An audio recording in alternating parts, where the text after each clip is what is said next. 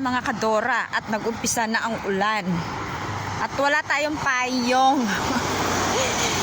Iniwan ko ang payong kasi sobrang bigat na ng bag ko.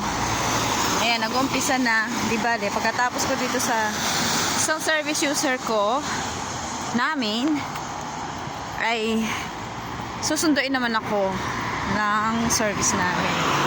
Ay naku, di ko carry to. Puro na lang ulan, ulan, ulan. Ang lamig na nga, umuulan pa. Lamig na ng kamay ko. So dito tayo ngayon sa UK. So expected na to ang ulan. Ulan, mamaya aaraw. Bukas sa araw. The next uulan. Ay naku. Ayun, sila may dalang payong. At tayo ay may kapote lang. Buti na lang.